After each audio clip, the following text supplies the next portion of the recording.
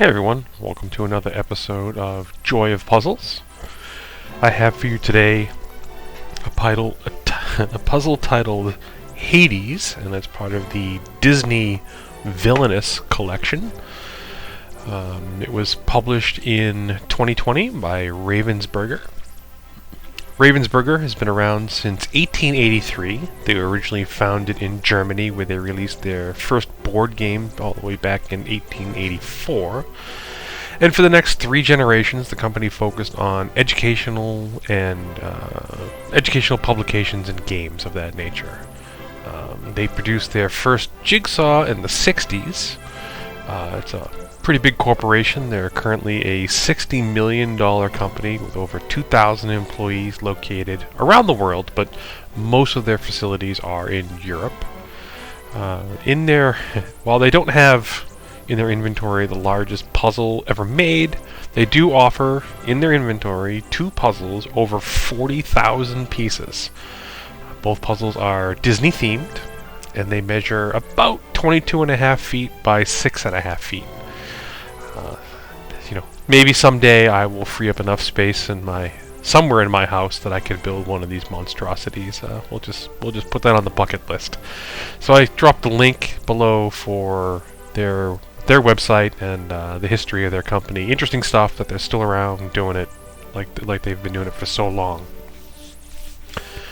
This puzzle is based on the movie Hades, so no specific artist is given. You could go back and watch the movie Hades with your kids and read the credits afterwards and see all the artists that participated in the creation of this fun film. These scenes on the puzzle, from my recollection, I would say are probably exact cells from the movie, so I don't think there was any additional artistry other than the person that built this collage would probably deserve some extra credit. It's a nice series of puzzles, and I think we went out and purchased the rest of them just because they were kind of fun. Strategy. Well, I feel like lately I've been saying this a lot, where I say I usually start with a border, but in this case I did not. The trim around this puzzle is black with a gold trim, and it is definitely doable to spend the time to hunt and peck and put all those pieces together, and there are some hints there. You can look at the spacing of the golden lines and their distance from the edge of the puzzle. There's some tricks and hints there about where they are and which ones go together, but we just honestly felt it wasn't worth the time to do that. We knew we could fill it in later once we had more puzzles sitting there. Now, there were some very obvious pieces, particularly along the bottom of the puzzle where the little podium, for lack of a better word, it intersects with the base of the puzzle, so that was easy to build and became our starting point. So that, leads right into what we did next on the strategy, and that was the centerpiece of the puzzle is some sort of blue statue, and it's sitting on a stone pedestal. So that was the most obvious thing. So that's, of course, where we started. But then it gets a little bit messy after that. There's 2 of us working on it, and we ended up building the individual little scenes spread out around the puzzle in different places. You end up recognizing the characters, recognizing the pieces that go into that particular animation cell, and you just build them all around. So we did that individually. We kind of stuck to our own half of the puzzle. Occasionally we'd run into a piece and trade boxes and make sure the other person has the opportunity to pick through the inventory. And after we had those pieces kind of laid out, the next obvious thing was the trim around the cells. Call it a frame around a picture. At first glance, I thought they were all identical, which would make that process a bit tedious, but it turns out they're not. There are distinct patterns in distinct portions of the puzzle, so it was able to sort out all the little golden pieces and construct the boundaries of all the animation cells. And then with all those subdivisions laid out, It was a little bit of hunt and peck after that, but it's really not that bad. The border kind of fills in nicely at the end.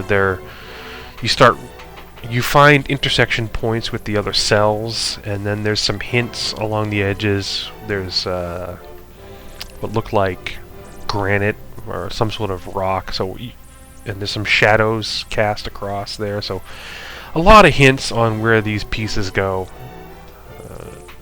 Again, strategy-wise, it was pretty straightforward. Doing it again, I might actually do the frames first around all the cells, now that I realize that they're all distinct and different, and then fill in the portraits that way, but it's a minor thing. It was quick. Stats about the puzzle: it is a 1,000-piece puzzle. It was pretty easy. The two of us did it in 4 hours. Almost one sitting, which I don't normally sit that long to work on a puzzle. I try to do 2.5 hour stretches, but this one, I don't know. We were both in the groove, and it was. If we didn't have a time constraint about some other commitment, we would have definitely finished it in one puzzle, because we came back the next day and had it done in 15 minutes. But that's how it goes. All right, review time. I have 4 distinct categories, and I'm going to rate the puzzle on a scale of 1 to 5. I do have other Ravensburger puzzles in my movie queue or video queue, and you'll find that I'm pretty consistent because they're pretty consistent. So we'll start with the first category, puzzle material quality. This is a recycled blue chip material with a matte finish. I'm going to give this a 3. Which, for recycled material, in my experience, is actually high. Most recycled puzzles I end up giving a 2 because just the material isn't great. But they do a good job. These pieces are firm, thick. The matte finish is kind of nice, less glare from the lights around the room. Though I will say it was a very dusty puzzle. There's something about this material that creates a lot of blue dust at the end. But that's a minor inconvenience, a cleanup thing. The puzzle cut quality, though, I do have to give this one a 2. We did find a number of pieces really firmly attached in the box. Not just kind of stuck together, like just not fully cut. We had to very carefully pry them apart so as to not damage any of the little tabs or the artwork. So that was a little subpar. Difficulty, well, a 1,000-piece puzzle in 4 hours, it's got to be a 2. Maybe even a 1, but I'll stick with the 2. This was pretty easy. The images, the distinct borders everywhere. There was so much to work on at any given moment. Now, there was 2 of us, and we did it in 4, but it's definitely a 2. Frameability. The most subjective of all the categories, and my final category here. This one I'm going to give a 3. While not truly artwork, portrait worthy, something you'd hang in your house, there is still a lot of artistry that goes into a Disney animated film, and you can't downplay the talent of the folks involved that create all these memorable moments in these puzzles. Frameability, a 3. This would be a poster that a kid who loved the movie would love to have in their room, and there is no confusion. What am I looking at? It's a good image. Overall, I'm going to give this a 3. Despite the puzzle cut quality as a 2, I'll say that was just kind of an off moment for those folks. The other Ravensburger puzzles seem to be better. So I'm going to give this one a 3. I would build it again. I will loan this one out. It's a quick build. The hint of nostalgia as far as reminiscing about having watched this movie when the kids were young and the days bygone, so to speak. Alright, enough of that. If you liked the video, go ahead and click the like button, maybe even subscribe.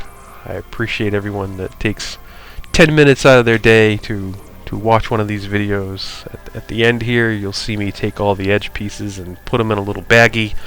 That's just to save myself or someone else 20 minutes the next time the puzzle gets built. So thanks for watching, everyone, and I look forward to making more puzzle videos for you in the near future. Thanks again.